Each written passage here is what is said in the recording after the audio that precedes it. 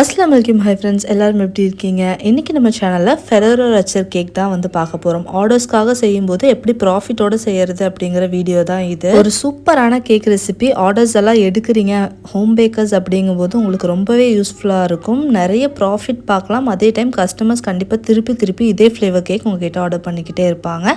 So கண்டிப்பாக video தொடர்ந்து பாருங்கள், ரொம்ப யூஸ்ஃபுல்லாக இருக்கும். ஃபர்ஸ்ட் இங்கே நான் ஒரு 3 முட்டை வந்து எடுத்திருக்கேன். 3 முட்டை ஒரு பவுலில் வந்து நம்ம உடச்சி ஊற்றிக்கலாம். ஸோ ரொம்ப பேசிக்கான ஒரு டிப். கேக் பண்ணும்போது எல்லா இன்க்ரீடியன்ஸுமே ரூம் டெம்பரேச்சரில் இருக்கணும். ஃபர்ஸ்ட் ஹை ஸ்பீடில் வச்சு அடிக்கக்கூடாது, லோ ஸ்பீடில் தான் வச்சு அடிக்கணும். பீட்டை ஸ்டார்ட் பண்ணி ஒரு 2 செகண்ட்ஸ்லேயே நீங்கள் சுகர் ஆட் பண்ணுறதுக்கு ஸ்டார்ட் பண்ணிடலாம். நான் வந்துட்டு பவுடர் சுகர் எடுக்கலை, ஃபுல்லாக கிரானியூல் சுகர்ஸ் தான் எடுத்திருக்கேன். நார்மலான சுகர் கொஞ்சம் கொஞ்சமாக ஆட் பண்ணுங்கள். ஃபர்ஸ்ட் ஒரு பேட்ச் ஆட் பண்ணிவிட்டு கொஞ்சம் அடுத்த பேட்ச் ஆட் பண்ணுங்கள். 3/4 கப் அளவு சுகர் நான் எடுத்திருக்கேன். எக்கை அடிக்கும்போது பீட்டரை வந்து மெதுவாக ஒரு ஸ்பீடாக இன்க்ரீஸ் பண்ணிகிட்டே போய்க்கோங்க. இப்போ ஒரு பவுல் எடுத்து அதில் சிவர் வச்சுருக்கேன். அதில் 3/4 கப் அளவு மைதா வந்து ஆட் பண்ணிக்கிறேன். அதாவது 3 டேபிள் ஸ்பூன் மைதா ஒரு கப்லேருந்து எடுத்து மாற்றி வச்சுட்டு அந்த 3 டேபிள் ஸ்பூன் மைதாக்கு பதிலாக 3 tablespoon cocoa powder add பண்ணிக்கோங்க. 1 டீஸ்பூன் பேக்கிங் பவுடர் ஆட் பண்ணிவிட்டு இதை நல்லா சிஃப்ட் பண்ணி எடுத்துக்கலாம்.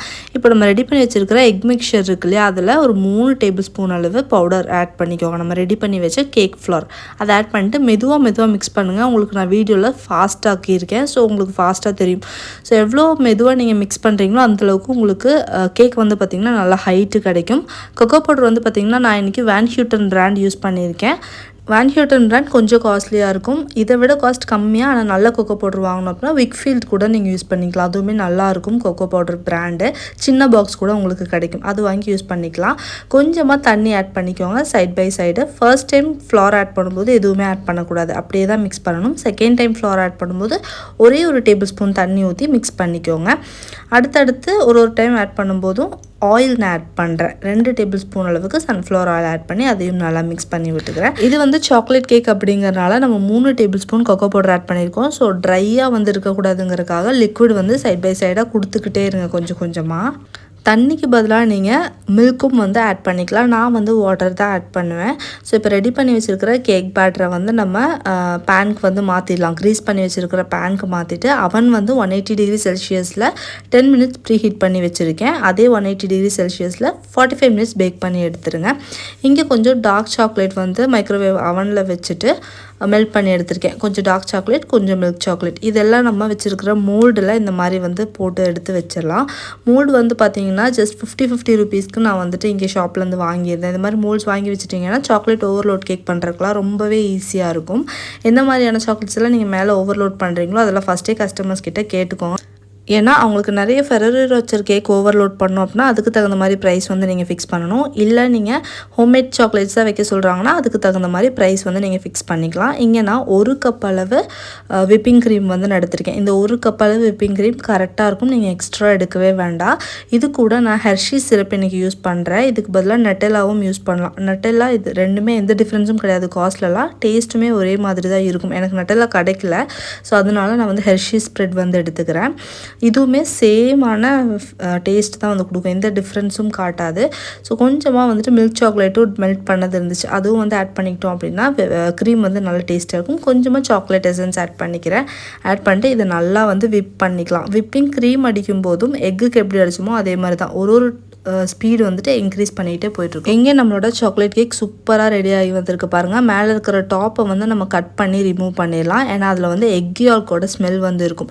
ஸோ இப்போ வந்து கேக் வந்து பாருங்கள் சூப்பராக ரெடி ஆகிருக்கு. இங்கே ஒரு 1/4 கப் அளவு பால் எடுத்திருக்கேன். அதில் ஒரு 1/4 கப் அளவு தண்ணி ஆட் பண்ணிக்கிட்டு 1 டீஸ்பூன் அளவு ஹெர்ஷீஸ் ஸ்ப்ரெட் இதுலேயும் நம்ம ஆட் பண்ணிக்கலாம். ஸோ இதை வந்து நம்ம ஃபில்லிங்காக கொடுக்கும்போது கேக் ஃபுல்லாகவே நமக்கு அந்த ஃபெரரோ ரோச்சரோட ஃபீல் வந்து கிடைக்கும்.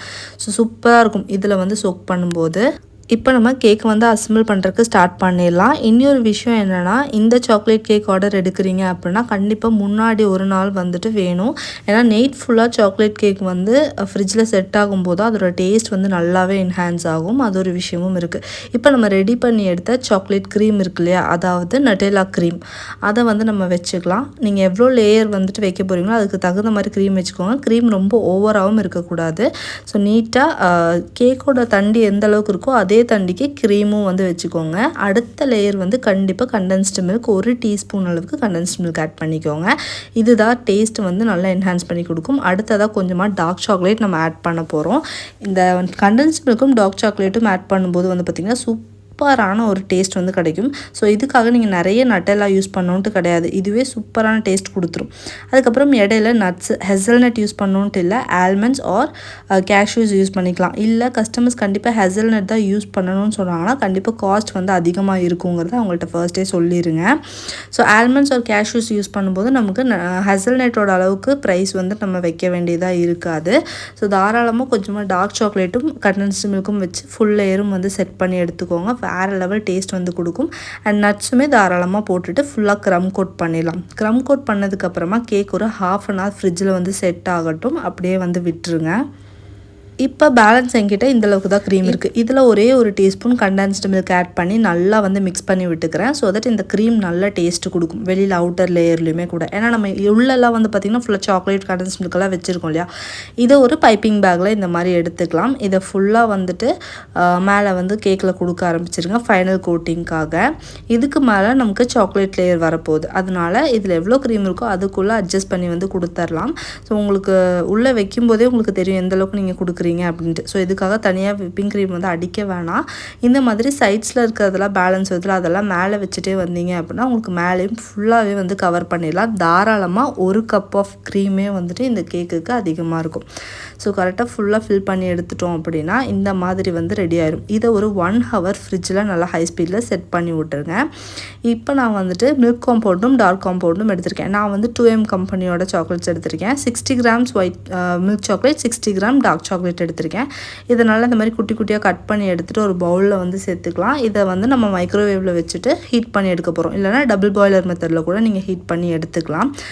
இதுக்கு வந்து பார்த்திங்கன்னா 60 கிராம்ஸ் ஆஃப் விப்பிங் க்ரீம் நான் எடுத்திருக்கேன். 120 கிராம்ஸ் சாக்லேட்ஸ் எடுத்திங்கன்னா 60 கிராம் விப்பிங் க்ரீம் கரெக்டாக இருக்கும் கெனாஷ் ரெடி பண்ணுறதுக்கு.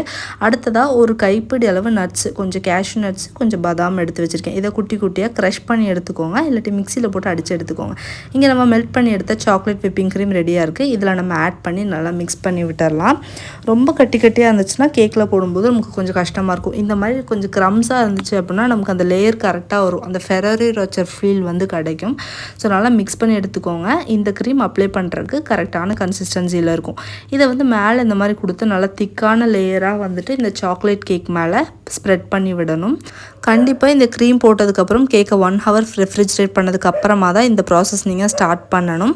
ஏன்னா நம்ம மெல்ட் பண்ணி எடுத்துருக்கிற கெனாஷ் கொஞ்சம் ஹீட்டாக இருக்கும், அதனால் கேக் வந்து பார்த்திங்கன்னா நல்லா கோல்டாக இருக்கணும், அப்போ தான் கரெக்டாக செட் ஆகும். இந்த மாதிரி மேலே போட்டு நல்லா ஈவன் பண்ணி விடுங்க. உங்களுக்கு கெனாஷ் பர்ஃபெக்டாக நான் சொன்ன இதுக்கு எடுத்தீங்க அப்படின்னா கரெக்டாக பர்ஃபெக்டாக இருக்கும் உங்களுக்கு ஸ்ப்ரெட் பண்ணுறதுக்கு. அடுத்ததாக இதில் ஒரு கொஞ்சம் கஷ்டமான வேலை என்னென்னா மேலே போடுறது ரொம்ப ஈஸியாக இருக்கும், ஆனால் உள்ள சைடில் போடுறது வந்து கொஞ்சம் கஷ்டமாக இருக்கும். ஸோ நீங்கள் இந்த பேலட் நைஃப் வச்சு கொஞ்சம் கஷ்டப்பட்டு சைட்ஸில் வந்து அப்ளை பண்ணுங்கள். ஏன்னா எனக்கு வந்துட்டு அந்த சைட்ஸில் கொடுக்குறதா கொஞ்சம் கஷ்டமாக இருக்கும், அங்கே இங்கெல்லாம் ட்ரிப் ஆகிட்ருக்கும். ஸோ கொஞ்சம் அதை மட்டும் மேனேஜ் பண்ணி சைட்ஸை ஃபுல்லாக வந்து கவர் பண்ணி எடுத்துருங்க. இந்த கேக் சாப்பிட்றதுக்கு அவ்வளோ டேஸ்டியாக இருக்கும். ஏன்னா அவ்வளோ சாக்லேட்ஸு நட்ஸுன்னு சொல்லிட்டு நட்டெல்லான்னு சொல்லிட்டு நம்ம எல்லாமே வந்து கொடுத்துருக்கோம். ஸோ சூப்பர் டேஸ்டியாக இருக்கும் இந்த கேக்கு. கண்டிப்பாக ஒரு டைம் வந்து உங்கள் கஸ்டமர்ஸ் இதை வாங்கிட்டாங்க அப்படின்னா நெக்ஸ்ட் டைம் கண்டிப்பாக இதே கேக் தான் ஆர்டர்ஸ் கொடுப்பாங்க. இப்போ இந்த கேக்கோட வெயிட் வந்து உங்களுக்கு காட்டுறேன். 1 கிலோ 230 கிராம் வந்து வெயிட் இருக்குது. ஸோ 220 கிராம்ஸ் எல்லாம் கொஞ்சம் எக்ஸ்ட்ராவாக தான் இருக்கும். இதுக்கு மேலே நம்ம சாக்லேட்ஸ் வந்து ஓவர்லோட் பண்ண போகிறோம். நான் சொன்ன மாதிரி ஃபர்ஸ்டே கஸ்டமர் கிட்ட நீங்கள் வந்துட்டு கன்ஃபார்ம் பண்ணிக்கோங்க நிறைய ஃபெரரோ ரோச்சர் வைக்கணுமா இல்லை ஹோம்மேட் சாக்லேட்ஸ் வைக்கட்டுமா அப்படின்னு சொல்லிட்டு. ஸோ என்னோட கஸ்டமர்ஸ் வந்து நிறைய ஹோம்மேட் சாக்லேட்ஸ் வைங்க, கொஞ்சமாக ஃபெரரோ போதும் அப்படின்னு சொன்னனால நான் ஃபுல்லாக வந்து நிறைய ஹோம்மேட் சாக்லேட்ஸ் ரெடி பண்ணி எடுத்திருந்தேன். அதெல்லாம் வச்சுட்டு ஒரு 2 பீஸ் ஆஃப் ஃபெரரோ சாக்லேட்ஸ் மட்டும் வந்து மேலே வச்சுருக்கேன். ஸோ இதுக்கு தகுந்த மாதிரி நீங்கள் காஸ்ட் வந்துட்டு இது பண்ணிக்கலாம். ஒரு சாக்கோப்பையில் அழகாக பேர் எழுதி அதையும் ஒரு குட்டி ஸ்டிக்கில் இது பண்ணி இந்த மாதிரி நிற்க வச்சுட்டேன். ஸோ வந்துட்டு அழகாக நின்றுச்சு. அப்புறம் ஹாப்பி பர்த்டே போட்டு குட்டியாக ஒரு ஹாப்பி பர்த்டே டாப்பரும் வச்சு கொடுத்தாச்சு. ஸோ ஒரு சூப்பரான கேக் ரெசிபி. உங்களுக்கு என்னென்ன டிப்ஸ் சொல்லணுமோ எல்லா டிப்ஸும் நான் இதில் இன்க்ளூட் பண்ணியிருக்கேன். நிறைய வீடியோஸ் பார்க்குறதுக்கு கண்டிப்பாக சப்ஸ்கிரைப் பண்ணிக்கோங்க. தேங்க்ஸ் ஃபார் வாட்சிங். அண்ட் இந்த வீடியோ உங்களுக்கு யூஸ்ஃபுல்லாக இருந்துச்சுன்னா கண்டிப்பாக அந்த லைக் பட்டன் தட்டுறதுக்கு மறக்காதீங்க. உங்கள் ஃபேமிலி அண்ட் ஃப்ரெண்ட்ஸ்க்கும் ஷேர் பண்ணிடுங்க.